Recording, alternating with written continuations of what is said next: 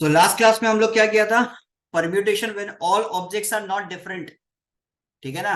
When all objects are not different, अगर हमारे पास total n number of objects रहते थे जिसमें p ऑब्जेक्ट, r ऑब्जेक्ट और q object they are alike, मतलब एक जैसा होता था, तो उस केस में हम लोग क्या यूज करते थे? ये वाला फॉर्मूला यूज करते थे, हाँ या ना? p fact n factorial divided bye p factorial q factorial into r factorial. Last class में ये किया था, ठीक है? तो आज का क्लास में इससे रिलेटेड कुछ क्वेश्चन है, डेट इज फ्रॉम एक्सरसाइज 7.4, ये कंप्लीट करेंगे, ठीक है? तो क्वेश्चन नंबर 1 पे क्या दिया हुआ है? In how many ways can 3 white 4 red and 1 blue marbles be arranged in a row if marbles of the same colour are indistinguishable. मतलब एक जैसा है, तुम्हारे पास व्हाइट कलर का कितना बॉल है? 3, रेड कलर का कितना बॉल है? 4, ब्लू कलर का कितना बॉल है? 1, सॉरी बॉल नहीं है, मार्बल्स है। क्लियर ये चीज? तो टोटल सबसे पहले लिख लो, टोटल नंबर ऑफ मार्बल कितना गिवन है? 3 plus 4 plus 1, that is 8। Clear है?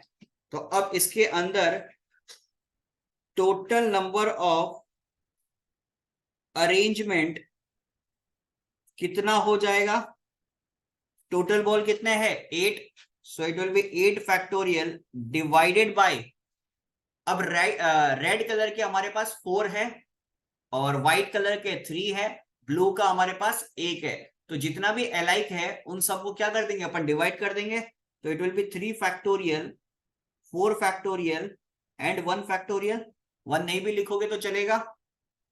तो फाइनली मेरे पास आंसर कितना आएगा? 8 7, ठीक है, 8 into 7 into 6 into 5 into 4 factorial, यहां तक रुक जाओ, डिवाइडेड बाय 3 फैक्टोरियल को ब्रेक कर लो, तो 3 into 2 into 1 into 4 factorial into 1, तो 4 फैक्टोरियल खत्म। 3 इंटू 2 कितना होता है? 6, तो हमारे पास क्या आ जाएगा?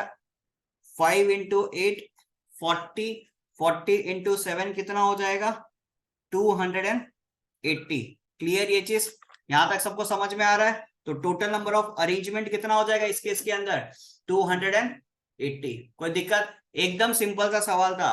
हमारे पास कितने मार्बल्स थे? टोटल 8 मार्बल्स थे, अब उनको अरेंज करना है। क्लियर? अगर मेरे को बोलता कि 8 मार्बल्स डिफरेंट कलर्स के सारे मार्बल्स डिफरेंट कलर के, तो मेरे पास आंसर क्या होता? 8 फैक्टोरियल मेरा आंसर होता। क्लियर है? लेकिन इस केस के अंदर क्या? 8 मार्बल्स टोटल है, 3 व्हाइट है, 4 रेड है और 1 ब्लू मार्बल है। 3 मार्बल एक जैसा कलर का हो गया, 4 मार्बल एक जैसा कलर का हो गया, तो अब उनको भी हमको डिफरेंशिएट करना पड़ेगा। क्लियर ये चीज? तो 8 factorial divided bye 3 factorial into 4 factorial. Clear ये चीज? ठीक है। सिमिलरली क्वेश्चन नंबर 2 पे अपने को क्या दिया हुआ है?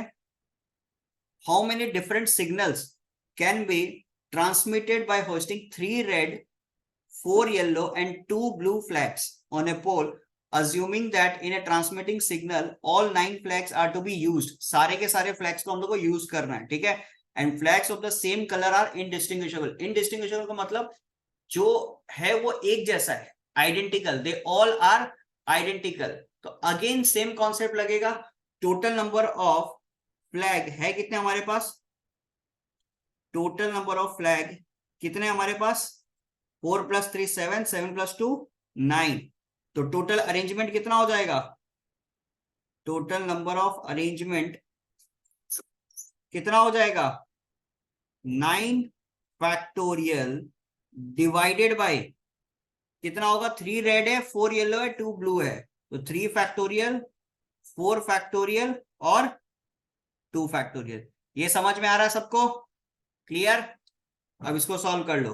तो 9 into 8 into 7 into 6 into 5 into 4 factorial, यहां तक स्टॉप कर दे। फिर 3 फैक्टोरियल को ब्रेक कर लो, तो 3 इंटू 2 इंटू 1, 4 फैक्टोरियल जैसा है वैसा रहने दो, 2 फैक्टोरियल का 2 इंटू 1, तो ये खत्म, 3 इंटू 2 6, ये खत्म, फिर 2 4 टाइम्स 8 खत्म, तो कितना हो जाएगा मेरे पास? 7 4 28, और 28 इंटू 45, 28 और 45 को मल्टीप्लाई करना है। तो 28 और 45 को मल्टीप्लाई करेंगे तो कितना आएगा 1260। तो टोटल नंबर ऑफ अरेंजमेंट मेरे पास कितना आ जाएगा 1260। यहां तक कोई दिक्कत? क्लियर है सबका? ठीक है।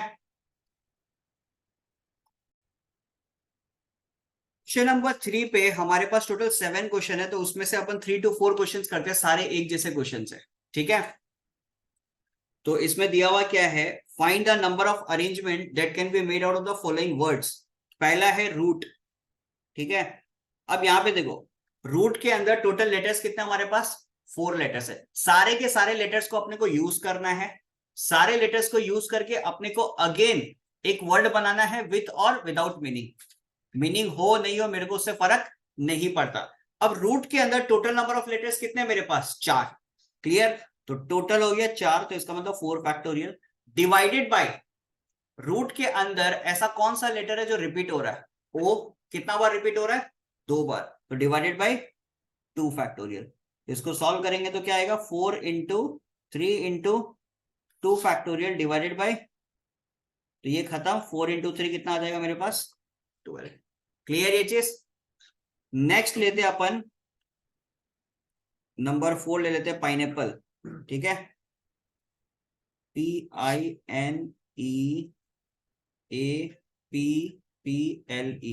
ठीक है। सबसे पहले इसमें टोटल नंबर ऑफ लेटर्स देखते हैं कितने हैं 1 2 3 4 5 6 7 8 9। टोटल 9 लेटर्स है, तो 9 फैक्टोरियल डिवाइडेड बाय, इसमें कौन से लेटर्स रिपीट हो रहे हैं हमारे पास। P रिपीट हो रहा है कितना बार 1 2 3, तो डिवाइडेड बाय 3 फैक्टोरियल। क्लियर ये चीज। E रिपीट हो रहा है कितना बार 2 बार, तो इंटू 2 फैक्टोरियल। और कोई लेटर है जो रिपीट हो रहा है ALNI, और कोई भी लेटर्स रिपीट नहीं हो रहा। क्लियर। तो अब इसको सॉल्व करेंगे तो मेरे पास आंसर कितना आएगा 9 into 8 7 6 5 4 3 factorial divided bye 3 factorial into 2 factorial का वैल्यू 2 ही होता है, तो ये खत्म। 2 टाइम्स खत्म, तो 5 2 जा 10 और 8 9 जा 72, 72 इंटू 7 6 जा 42, 42 इंटू 10, तो 72 इंटू 42 अगर करेंगे तो आएगा मेरे पास 30 2 जा 4 3024, तो it will be 30240। So this will be my final answer. Clear ये चीज इजी। एक और क्वेश्चन करते हैं इससे। क्वेश्चन नंबर 6 करते हैं सिविलाइजेशन। CIVILIZATION। ठीक है। बहुत ज्यादा बड़ा हो गया। तो इसमें टोटल लेटर्स कितने 1 2 3 4 5 6 7 8 9 10 11 12, तो 12 फैक्टोरियल हो गया डिवाइडेड बाय कौन से लेटर्स रिपीट हो रहे हैं I 1 2 3 4, तो 4 फैक्टोरियल। क्लियर। और क्या रिपीट हो रहा है और कुछ रिपीट हो रहा है CVLZAT, और कुछ भी रिपीट नहीं हो रहा है, तो यही आंसर रहेगा। तो बहुत बड़ा आएगा 12 into 11 10 9 8 7 6 5 4 factorial divided bye 4 factorial. तो ये जो पोर्शन है इसको आप सॉल्व कर लीजिएगा और इसका आंसर बहुत बड़ा सा आएगा। आंसर है 1995840। क्लियर ये चीज। ठीक है। तो यहां पे खत्म हुआ अपना एक्सरसाइज 7.4। बाकी सारे क्वेश्चन जो है वो एक जैसे हैं। ठीक है।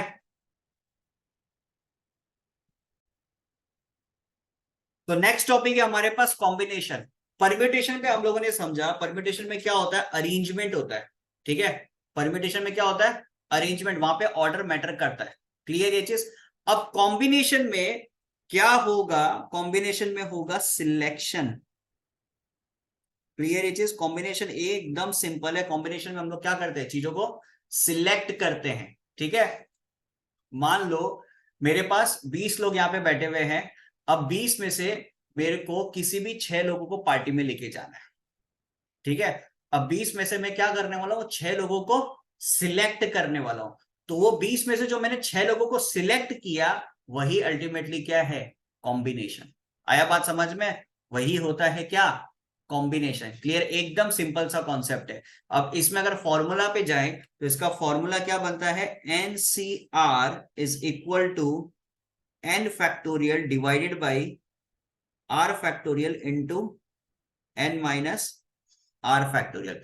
अब एक चीज दिमाग में रखो, ठीक है, जब लोग कॉम्बिनेशन का बात करते हैं ना तो इसमें सिर्फ और सिर्फ सिलेक्शन होता है, यहाँ पे ऑर्डर मैटर नहीं करता, ये चीज समझ लो। लेकिन जब परम्यूटेशन का बात करते हैं वहां पे अरेंजमेंट होता है, वहां पे ऑर्डर मैटर करता है कि कौन सा इंसान कहाँ पे बैठा है, वो मैटर करता है, कौन सा ऑब्जेक्ट कौन सी जगह पे है वो मैटर वहां पे करता है। ठीक है, मैक्सिमम बुक्स में यही लिखा हुआ रहेगा कि परम्यूटेशन का मतलब होता है number of arrangement, but actual में पता आपको परम्यूटेशन में सिलेक्शंस भी हो रहा होता है।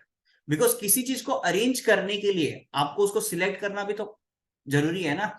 आज समझ लो, एक एग्जांपल मैंने दिया था कि इस क्लास के अंदर अगर एंट्री लेना, 5 लोगों को एंट्री लेना है और 5 आपके पास जगह है, ठीक है, तो सबसे पहले समझ लो एंट्री लिया हर्षभ ने, ठीक है ना, सबसे पहला एंट्री लिया हर्षभ ने, ठीक है। तो हर्षभ जब एंट्री ले रहा है, फर्स्ट बेंच पे समझ लो 5 सीट खाली है, ठीक है। अब 5 सीट अगर यदि खाली है तो हर्षभ के पास टोटल कितने तरीके होंगे बैठने के लिए, 5 तरीके होंगे हर्षभ के लिए। अब यहाँ पे एक चीज सोचो, हर्षभ के पास टोटल तरीका हुआ 5, लेकिन उसमें मैंने सिलेक्ट किया ना हर्षभ को, सबसे पहले मैंने क्या किया, हर्षभ को सिलेक्ट किया ना। तो एक चीज दिमाग में आप लोग रखना, अरेंजमेंट के साथ साथ परम्यूटेशन में क्या और लगता है, सिलेक्शन भी लगता है, मतलब कॉम्बिनेशन भी लग रहा होता है। अब यहीं से आपको एक रिलेशन भी दिखाऊंगा परम्यूटेशन एंड कॉम्बिनेशन का। एनपीआर जब हम लोग किए थे तो एनपीआर का फॉर्मूला क्या था, N factorial divided bye,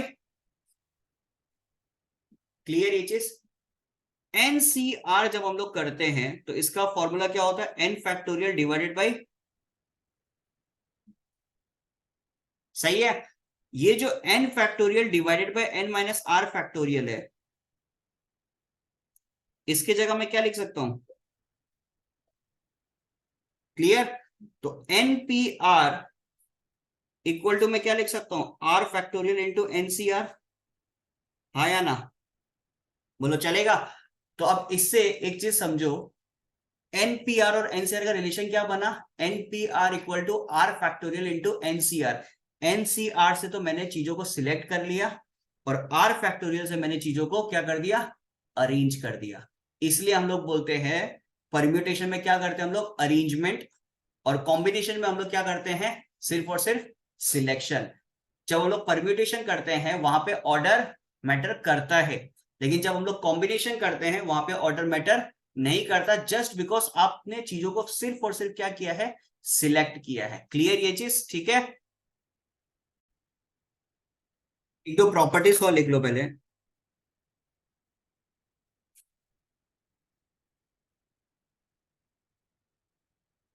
properties of combination, एक प्रॉपर्टी है NCR equal to NC N minus R, ये दोनों हमारा क्या होता है, सेम होता है। समझ लो तुम्हारे पास 3C2 है एंड 3C1 है, ठीक है। 3C2 क्या हो गया, एनसीआर, ये बात समझ में आ रहा है, एन का वैल्यू हो गया 3, आर का वैल्यू हो गया 2, क्लियर है। और 3C1 हो गया तुम्हारे लिए क्या, NC N minus R, N का वैल्यू हो गया 3 और एन माइनस आर, मतलब 3 माइनस 1 क्या होता है 2, ये दोनों सेम है या नहीं है, क्लियर। अब कैसे सेम हुआ देखो, इन दोनों को सॉल्व कर लो, इक्वल आएगा answer. 3C2 3 factorial divided by 2 factorial और 3 माइनस 2 फैक्टोरियल, क्लियर है। दूसरी तरफ 3 फैक्टोरियल डिवाइडेड बाई 1 फैक्टोरियल और 3 माइनस 1 2 फैक्टोरियल, तो 3 factorial divided by 2 factorial into 1 factorial, 3 factorial divided by 2 factorial into 1 factorial, same है। एनसीआर और एनसीएन माइनस आर बोलो same है, आया बात समझ में। देखो 3C2 था, उसको हम लोग कंसिडर किया एज ए एनसीआर, 3C1 क्या बन गया ऑटोमेटिकली, एनसीएन माइनस आर हुआ ना, भाई 3 - 2 कितना होता है, 1 ही होता है ना। क्लियर है। इन दोनों को सॉल्व किया, आंसर क्या आ रहा है, सेम आ रहा है। फॉर्मूला कौन सा लगाया, ऑब्वियसली कॉम्बिनेशन का फॉर्मूला लगाया। क्लियर ये चीज, ये प्रॉपर्टी में कोई दिक्कत कि एनसीआर और एनसीएन माइनस वार सेम है या नहीं है। एक और प्रॉपर्टी है, ये आप लोग को याद रखना पड़ेगा, ठीक है। एनसीएक्स इक्वल टू, अगर ऐसा सिचुएशन आ जाए एनसीवाई, ठीक है ना, एनसीएक्स इक्वल टू एनसीवाई, याद रखना ऊपर का दोनों क्या होना चाहिए, सेम होना चाहिए, ठीक है। तो एनसीएक्स इक्वल टू एनसीवाई आ जाए तो यहाँ पे दो कंडीशन बनता है, either depending on the question, उसके हिसाब से हम लोग को करना है, ठीक है। Either x equal to Y होगा और x plus Y equal to, और ये बहुत इंपॉर्टेंट प्रॉपर्टी है, इससे आपको एमसीक्यू में बहुत हेल्प मिलेगा। क्लियर ये चीज, ठीक है। तो दोनों, तो लास्ट एक्सरसाइज, एक्सरसाइज 7.5 का पहला सवाल हमारे पास है, इवेल्युएट द फॉलोइंग। पहला क्वेश्चन दिया हुआ है 15C11, ठीक है। तो फॉर्मूला क्या पढ़ा हुआ हम लोग, फॉर्मूला एक बार साइड में लिख देता है, n factorial divided by r factorial into n minus r factorial, ठीक है।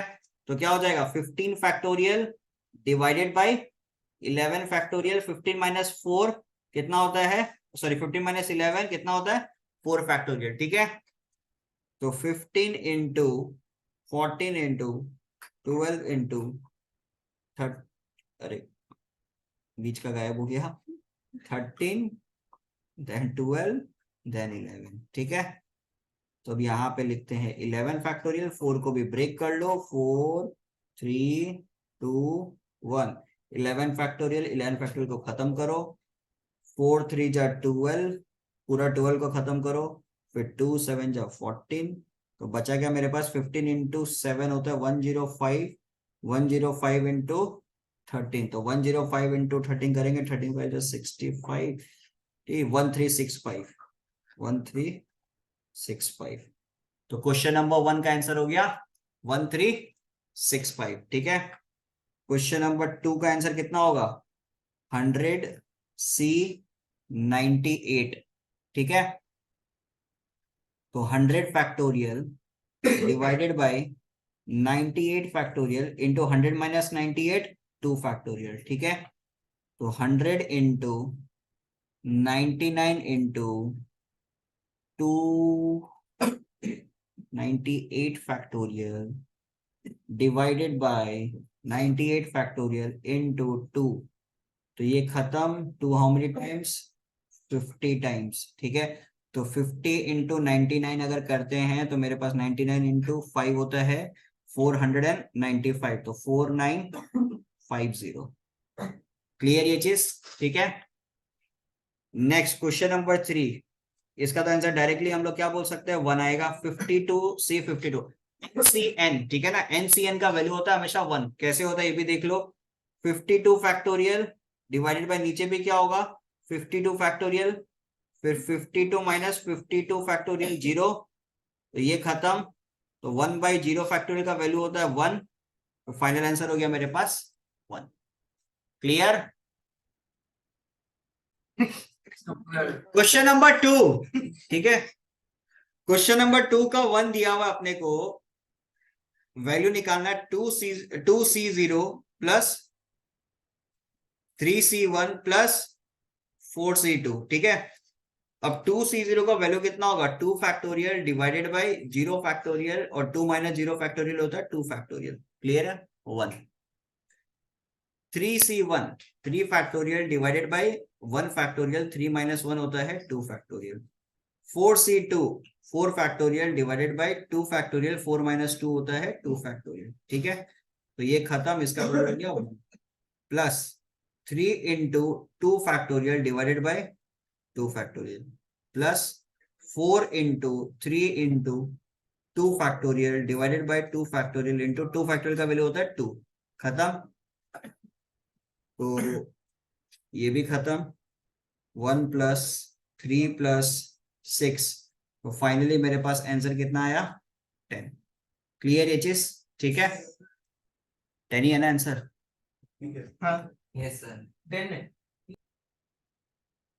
नेक्स्ट क्वेश्चन नंबर 2 का सेकेंड पार्ट अपने को क्या दिया हुआ है, 19C 17 प्लस 19C 18, ठीक है ना।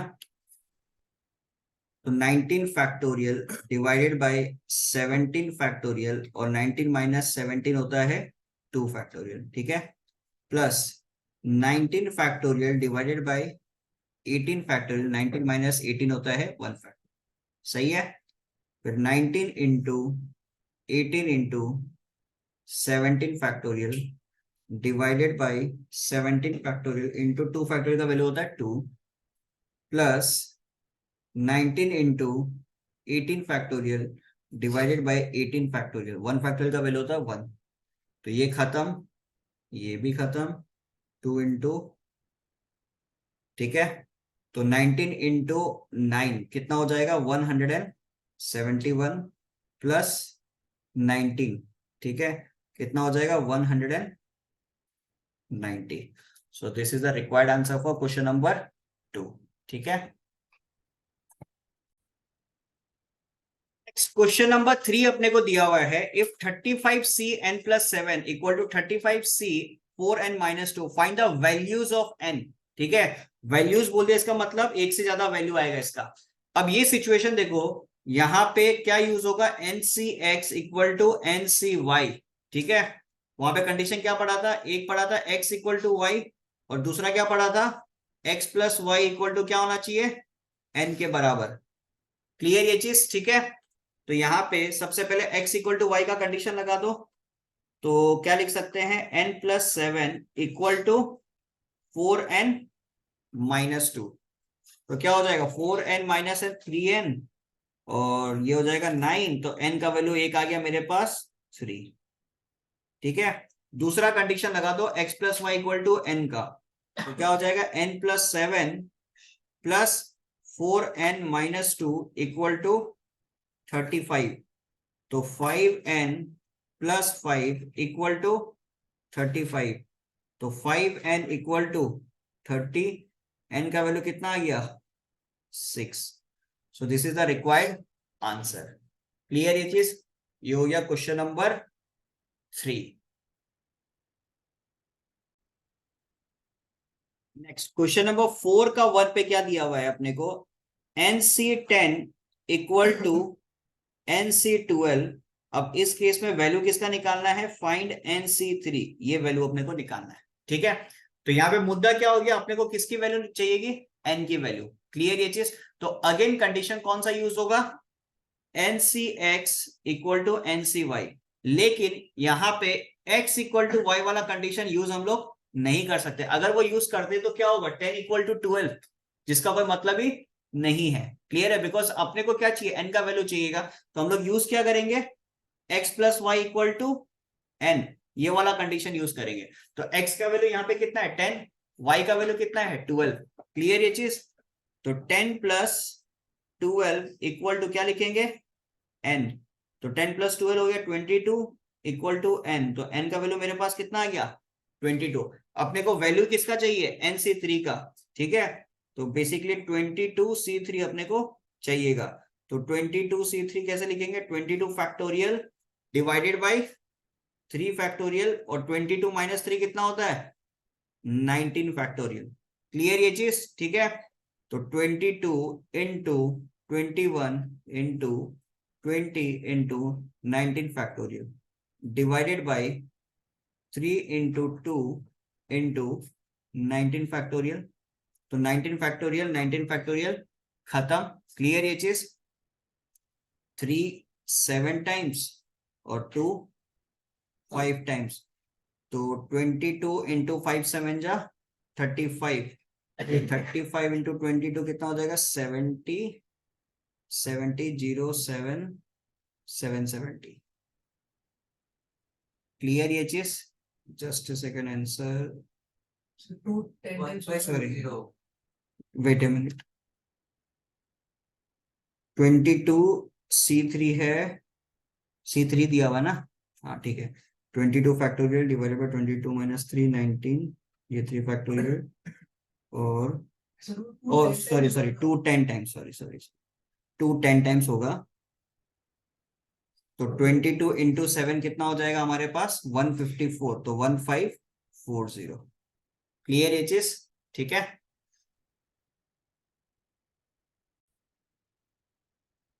नेक्स्ट है क्वेश्चन नंबर 4 का सेकेंड पार्ट। इसमें क्या दिया हुआ है, 16CR इक्वल टू 16CR+2।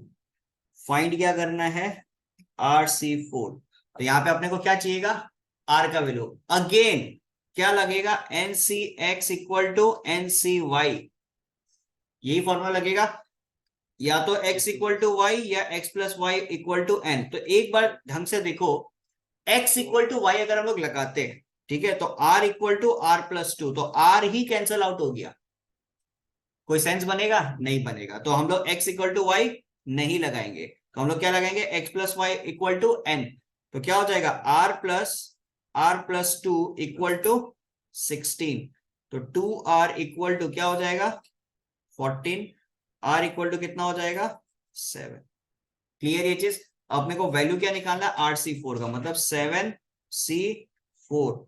तो बेसिकली क्या हो जाएगा, 7 factorial divided by 4 factorial, 7 minus 4 हो गया 3 फैक्टोरियल, तो 7 into 6 into 5 into 4 factorial divided bye 4 factorial. 3 factorial को ब्रेक करेंगे तो 3 इंटू 2 इंटू 1, तो ये खत्म, 3 इंटू 2 6 खत्म, 7 5 जा 35। So this is our required answer. ठीक है, तो नेक्स्ट क्वेश्चन नंबर 5 देखो। क्वेश्चन नंबर 5 पे क्या दिया हुआ है, NPR equal to 720 into NCR, find the value of R। R की वैल्यू निकालनी है, ठीक है।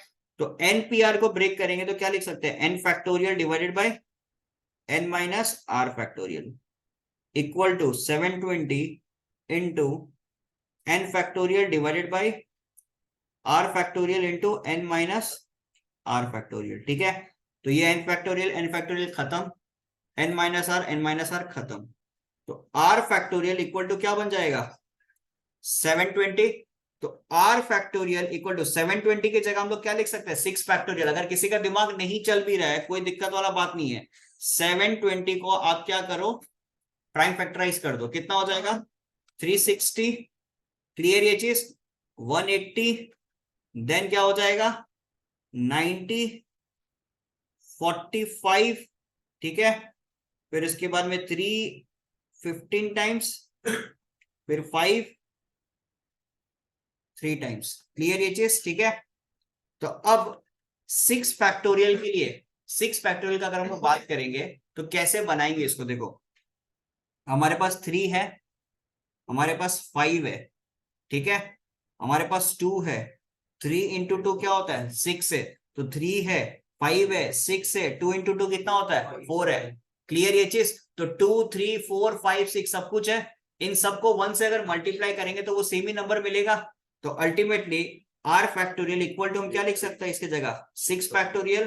तो फैक्टोरियल फैक्टोरियल कैंसिल, R का वैल्यू कितना आ गया 6। और एक चीज हम पहले भी बताया था, फर्स्ट क्लास में बताया था कि एटलीस्ट 6 फैक्टोरियल तक तो वैल्यूज याद रखो कम से कम। जैसे 1 फैक्टोरियल का वैल्यू 1, 2 का 2, 3 का कितना होता है 6, 4 फैक्टोरियल 24, 5 फैक्टोरियल होता है 120, 6 फैक्टोरियल होता है 720। क्लियर है? नहीं भी याद है तो एटलीस्ट इसको प्राइम फैक्टराइज करके फैक्टोरियल्स में बनाओ, बिकॉज ऐसा क्वेश्चन इसी तरीके से सॉल्व होगा।